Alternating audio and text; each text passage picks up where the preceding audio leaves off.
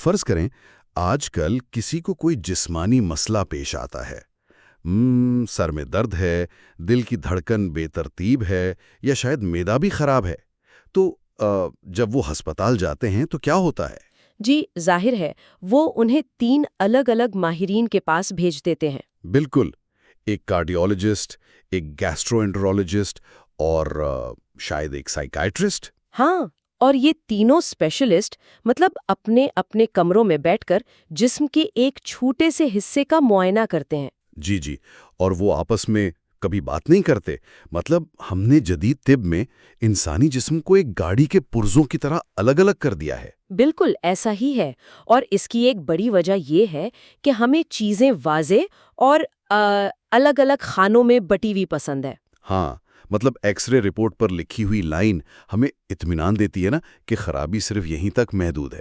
جی، ہم مشینوں پر بہت زیادہ انحصار کرنے لگے ہیں۔ لیکن مسئلہ یہ ہے کہ انسانی ذہن، جذبات اور جسمانی اعضاء کا آپس میں تعلق اتنا سادہ نہیں ہے۔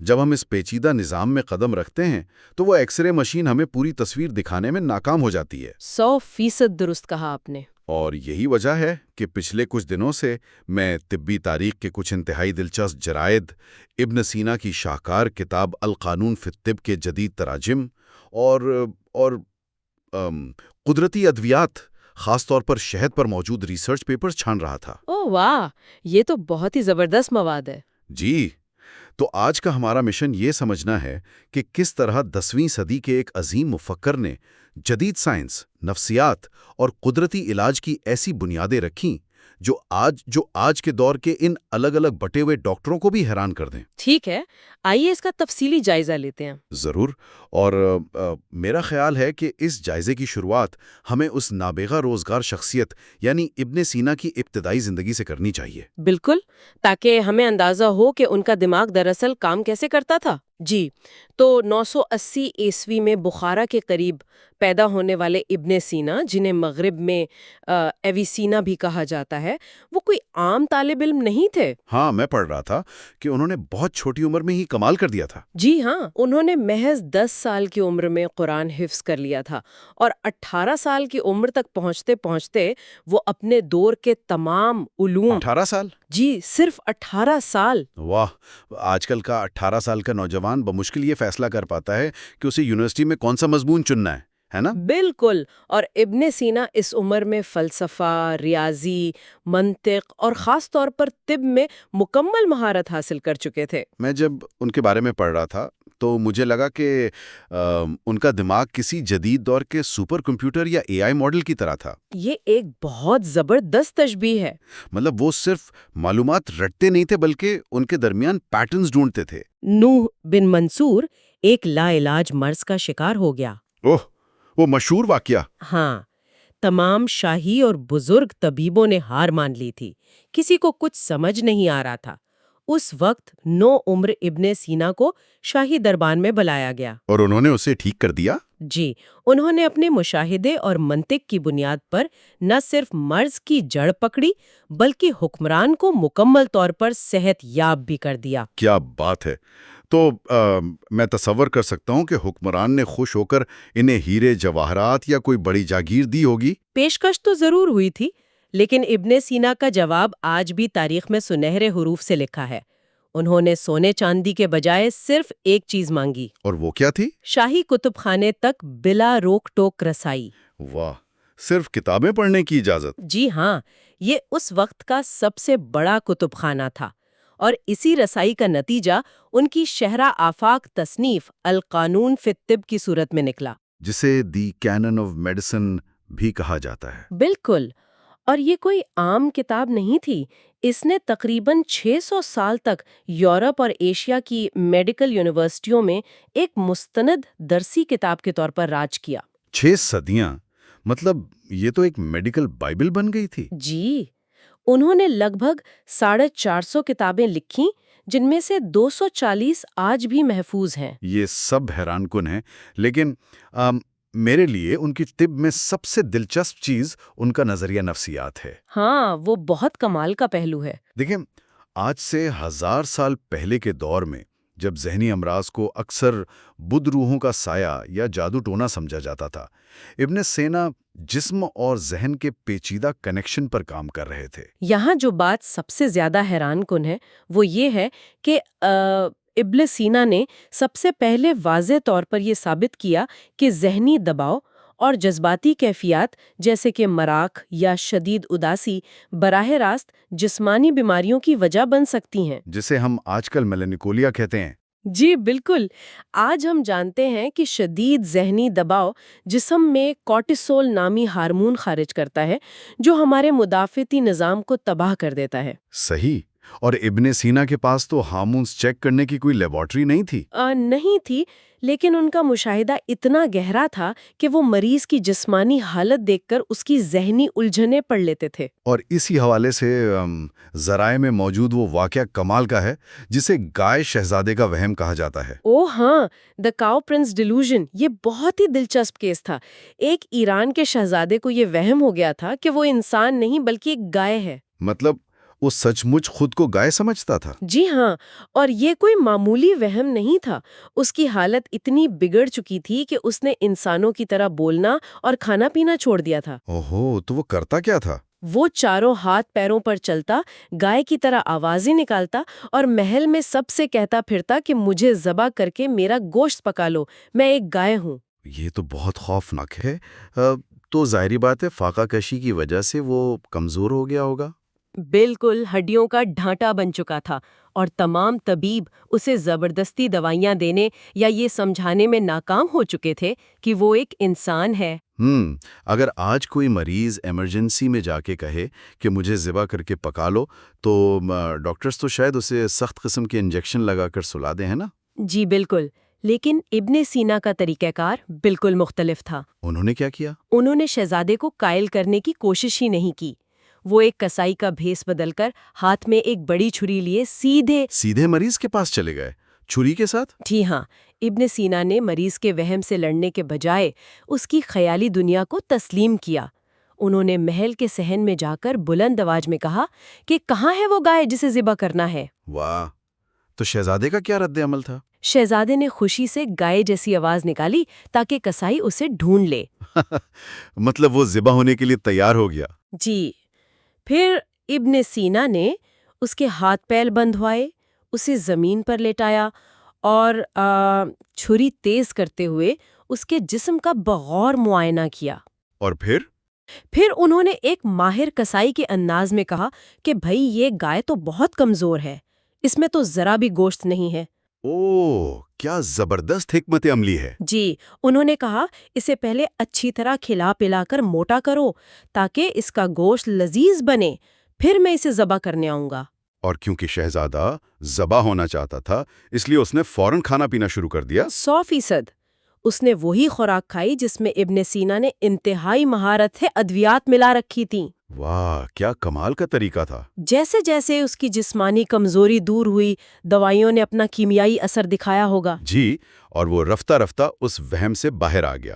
اگر ہم اس واقعے کا آج کی نفسیات کی روشنی میں تجزیہ کریں تو کیا ہم اسے جدید دور کی کوگنیٹو بیہیویئرل تھراپی یعنی CBT کی ابتدائی اور انتہائی عملی شکل کہہ سکتے ہیں؟ بالکل کہہ سکتے ہیں۔ آپ دیکھیں کہ CBT کا بنیادی اصول کیا ہے؟ یہی کہ مریض کے خیالات کو چیلنج کیا جائے، لیکن طریقے سے۔ جی، یہ کہ آپ مریض کے غیر منطقی خیالات کو یکدم غلط ثابت نہیں کرتے کیونکہ اس کا ذہن دفاعی پوزیشن میں ہوتا ہے۔ آپ اس کی حقیقت کو کچھ حد تک تسلیم کرتے ہیں، اعتماد جیتتے ہیں اور پھر اندر سے اس کی سوچ کے پیٹرن کو تبدیل کرتے ہیں۔ اور ابن سینا نے بالکل یہی کیا۔ مطلب انہوں نے ثابت کیا کہ ایک بیمار ذہن منطق سے نہیں بلکہ ہمدردانہ حکمت عملی سے ٹھیک ہوتا ہے۔ جی ہاں، بالکل درست۔ اور یہ ذہنی اور جذباتی کیفیات محض خیالات تک تو محدود نہیں رہتی۔ ہمارا ذہن مسلسل ہمارے جسم کے ساتھ رابطے میں رہتا ہے اور یہ رابطہ دل کی دھڑکن اور نبض میں ظاہر ہوتا ہے نا؟ بالکل، اور ہمارے ذرائع بتاتے ہیں کہ ابن سینا نے کارڈیولوجی یعنی امراض قلب اور نبض کے علم کو ایک بالکل نئی سطح پر پہنچا دیا تھا۔ جی، آج کل تو اگر آپ کسی ڈاکٹر کے پاس جائیں تو وہ نبض پر ہاتھ رکھ کر صرف یہ دیکھتا ہے کہ دھڑکن تیز ہے یا آہستہ۔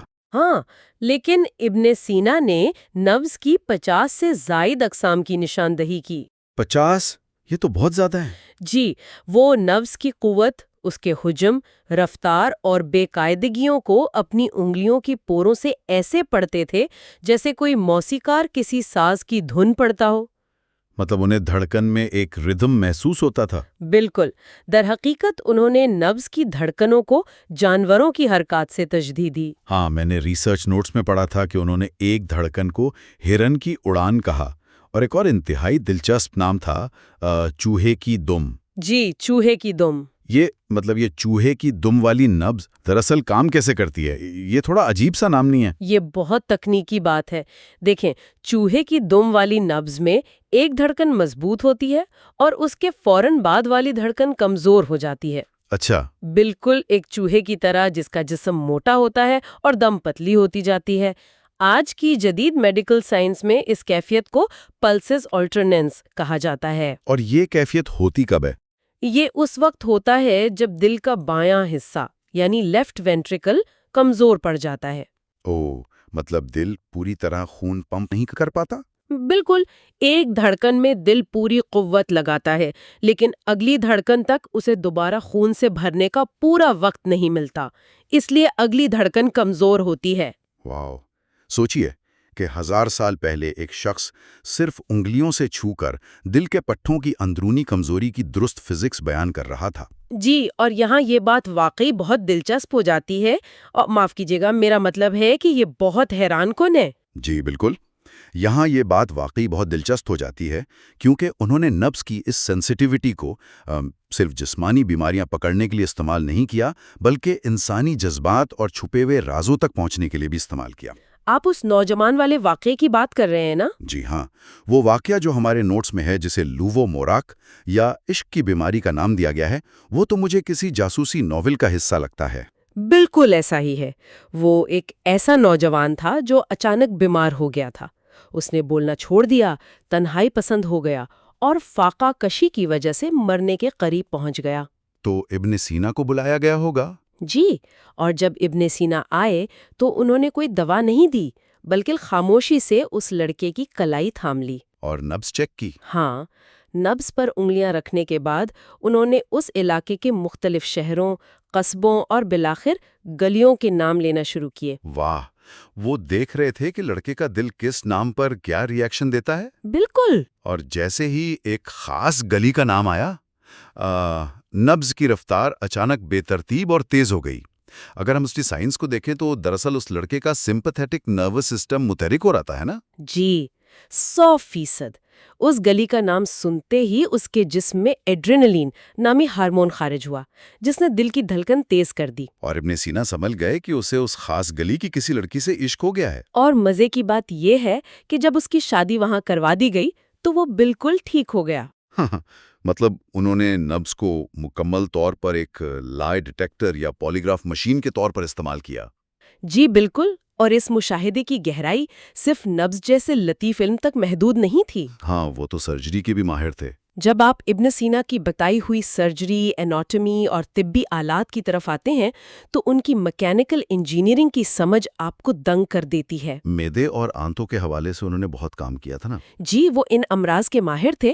انہوں نے بغیر کسی ایکس رے مشین کے صرف بیرونی علامات اور درد کی جگہ سے یہ بتایا کہ رکاوٹ چھوٹی آنت میں ہے یا بڑی آنت میں۔ اور آنتوں کی اس رکاوٹ کو دور کرنے کے لیے انہوں نے جو آلہ ڈیزائن کیا تھا، یعنی ان کی اینیما ڈیوائس، وہ تو اپنے وقت سے صدیوں آگے کی چیز تھی۔ بہت آگے کی چیز تھی۔ میں جاننا چاہتا ہوں کہ انہوں نے اس آلے کو کس طرح ڈیزائن کیا کہ وہ مریض کے لیے محفوظ بھی رہے اور کارآمد بھی۔ یہ ابن سینا کی طبی اور طبی انجینئرنگ کا ایک شاہکار تھا۔ اس آلے کی نالی کو 1/3 اور 2/3 کے تناسب سے 2 حصوں میں تقسیم کیا گیا تھا۔ ایسا کیوں؟ اس کی وجہ انسانی اناٹمی تھی۔ انہیں معلوم تھا کہ ریکٹم اور بڑی آنت کے ابتدائی حصے کی گہرائی کتنی ہے۔ اگر نالی زیادہ اندر گئی تو آنت زخمی ہو سکتی ہے۔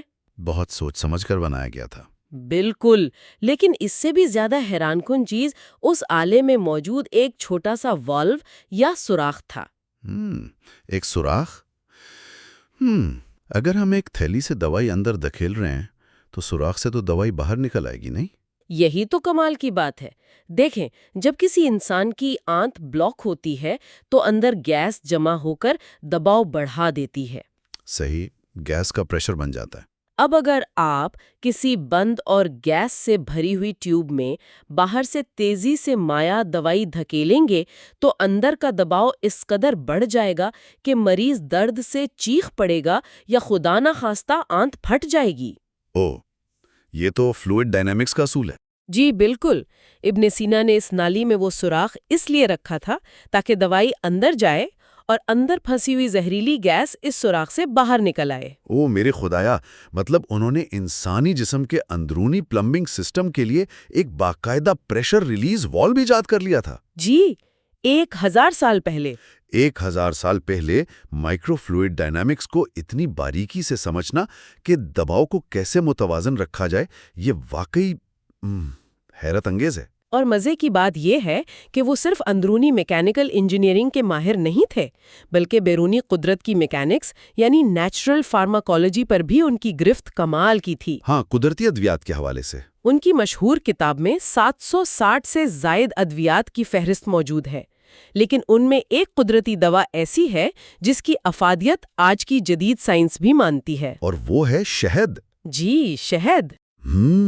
شہد ہم سب کے کچن میں پڑا وہ میٹھا شربت، لیکن جب ہم اپنے ریسرچ نوٹس دیکھتے ہیں تو معلوم ہوتا ہے کہ شہد صرف مٹھاس نہیں ہے بلکہ قدیم تہذیبوں کا سب سے بڑا طبی راز ہے۔ جی ہاں، اس کی تاریخ بہت شاندار ہے۔ قدیم سومیرین قوم سے لے کر مصریوں تک سب نے اسے دوا کے طور پر استعمال کیا۔ میں نے سنا ہے کہ اہرام مصر سے بھی شہد ملا تھا۔ بالکل، جب آثار قدیمہ کے ماہرین نے مصر میں فرعون کے ہزاروں سال پرانے مقبرے کھولے تو انہیں وہاں شہد کے چھتے اور مٹکے ملے۔ اور وہ خراب نہیں ہوا تھا؟ حیران کرنے والی بات یہ ہے کہ ہزاروں سال گزرنے کے باوجود وہ شہد بالکل محفوظ اور کھانے کے قابل تھا۔ واہ!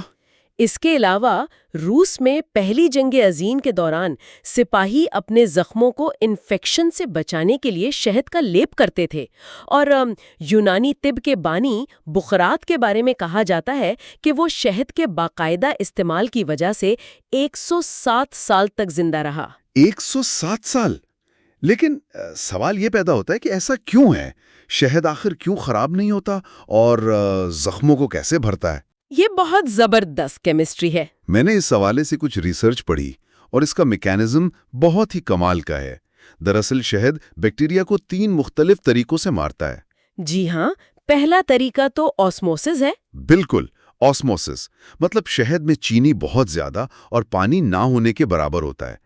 جب یہ کسی زخم پر موجود بیکٹیریا سے ٹکراتا ہے تو یہ ایک ویکیوم کلینر کی طرح بیکٹیریا کے خلیوں سے پانی کھینچ لیتا ہے اور انہیں خشک کر کے مار دیتا ہے۔ جی، اور دوسرا طریقہ؟ دوسرا طریقہ اس کا تیزابی پن ہے۔ شہد کی پی ایچ ویلیو تقریباً 3.9 ہوتی ہے، جو کہ کافی تیزابی ہے۔ زیادہ تر خطرناک بیکٹیریا اتنے تیزابی ماحول میں زندہ ہی نہیں رہ سکتے۔ صحیح۔ اور تیسرا جو مجھے سب سے کمال لگا وہ ایک انزائم ہے جسے گلوکوز آکسیڈیز کہتے ہیں۔ ہاں، جو مکھیاں اس میں شامل کرتی ہیں۔ جی، مکھیاں شہد بناتے وقت اس میں یہ انزائم ڈال دیتی ہیں۔ جب شہد کو زخم پر لگایا جاتا ہے تو جسم کی رطوبت سے مل کر یہ آہستہ آہستہ ہائیڈروجن پر آکسائڈ خارج کرتا ہے۔ مطلب مکھیاں قدرتی طور پر ایک ایسا کیمیکل بنا رہی ہیں جو ہم آج کل کلینک میں زخم صاف کرنے کے لیے استعمال کرتے ہیں۔ بالکل، اور ابن سینا ان تمام کیمیائی عملوں سے واقف نہ ہونے کے باوجود اس کی افادیت جانتے تھے، ہے نا؟ جی، وہ اسے مختلف امراض میں نہایت مہارت سے استعمال کرتے تھے۔ مثال کے طور پر وہ ٹی بی جیسی خطرناک بیماری کے علاج کے لیے شہد اور گلاب کی پتیوں کا مرکب استعمال کرواتے تھے۔ گلاب کی پتیاں بھی؟ جی، گلاب کی پتیاں سینے کی سوزش کو سکون دیتی تھیں اور شہد بیکٹیریا سے لڑتا تھا۔ اور اگر ہم اسے بڑی تصویر سے جوڑیں تو شہد کی مکھیوں کی دنیا صرف شہد تک محدود نہیں ہے۔ اور کیا کیا ہے اس میں؟ ابن سینا نے مکھی کا زہر جوڑوں کے درد اور گٹھیاں کے لیے استعمال کیا۔ آج ہم جانتے ہیں کہ اس زہر میں میلیٹن نامی ایک پیپٹائڈ ہوتا ہے جو جسم میں قدرتی کورٹیسول خارج کروا کر سوزش ختم کرتا ہے۔ واہ! اسی طرح رائل جیلی جو ملکہ مکھی کو دی جاتی ہے وہ ایپی جینیٹکس کا کمال ہے۔ یہ غذا ایک عام مکھی کی عمر بڑھا کر اسے سالوں تک زندہ رکھتی ہے۔ یہ سب سن کر تو مجھے یوں محسوس ہو رہا ہے کہ شہد کا چھتا دراصل کیڑوں کا کوئی عام سا گھر نہیں ہے، تو کیا ہے؟ بلکہ یہ قدرت کی طرف سے لگائی گئی ایک انتہائی جدید اور خودکار فارماسیوٹیکل فیکٹری ہے۔ ایک ایسی فیکٹری جہاں ہزاروں ننھے کارکن پھولوں سے کچا مال لاتے ہیں، اس کی کیمسٹری بدلتے ہیں اور بنا کسی سائیڈ ایفیکٹ کے دنیا کی بہترین اینٹی بائیوٹکس تیار کر کے پیک کر دیتے ہیں۔ یہ واقعی قدرت کی فارماسیوٹیکل فیکٹری ہے، ایک ایسا نظام جسے انسان آج تک اپنی اربوں ڈالر کی لیبارٹریوں میں مکمل طور پر کاپی نہیں کر سکا۔ بالکل درست۔ تو آج ہم نے تاریخ کے جن پنوں کو پلٹا وہ واقعی آنکھیں کھول دینے والے ہیں۔ جی، بہت معلوماتی تھے۔ ہم نے ابن سینا کی طبی ذہانت دیکھی کہ کیسے انہوں نے ایک شہزادے کی نفسیات میں گھس کر اس کا وہم توڑا۔ ہم نے جانا کہ کیسے وہ نبض کو ایک لائی ڈیٹیکٹر کی طرح استعمال کرتے تھے اور کیسے انہوں نے مائکرو فلوئڈ ڈائنامکس کو سمجھ کر ایک محفوظ طبی آلہ ڈیزائن کیا۔ اور پھر ہم نے شہد کے اندر موجود اس کیمیائی جادو کو سمجھا جو بیکٹیریا کو زندہ نہیں رہنے دیتا۔ تو ان سب کا کیا مطلب ہے؟ جی، یہی تو سوال ہے۔ اس کا سیدھا سا مطلب یہ ہے کہ علم اور ٹیکنالوجی کی اس قدر ترقی کے باوجود انسانی جسم، اس کا ذہن اور ارد گرد موجود قدرت کا گہرا اور مربوط مشاہدہ آج بھی طب کی سب سے بڑی طاقت ہے۔ بالکل۔ جب تک ہم دل، دماغ اور معدے کو الگ الگ پرزوں کی طرح دیکھتے رہیں گے، ہم اصل تصویر نہیں دیکھ پائیں گے۔ جی، اور اس سے ایک اہم سوال پیدا ہوتا ہے۔ جی بتائیں۔ اگر ابن سینا 1000 سال پہلے بغیر کسی MRI، بلڈ ٹیسٹ رپورٹ یا جدید لیبارٹری کے محض انسانی رویوں کے مشاہدے اور قدرت کی انجینئرنگ پر غور کر کے طب کی اتنی بڑی گتھیاں سلجھا سکتے تھے، تو کیا آج ہم اپنی اس جدید ٹیکنالوجی پر اس قدر اندھا انحصار تو نہیں کر بیٹھے کہ ہم نے اپنے ارد گرد موجود قدرت کے واضح اشاروں اور اپنے طبعی مشاہدے کی صلاحیت کو مکمل طور پر نظر انداز کر دیا ہے؟ یہ ایک بہت گہری بات ہے۔ جی، ذرا سوچئے کہ آج سے 1000 سال بعد کے سائنسدان جب ہمارے آج کے اس جدید دور کی تاریخ پڑھیں گے تو وہ ہمارے کس سائنسی اندھے پن پر ہنسیں گے۔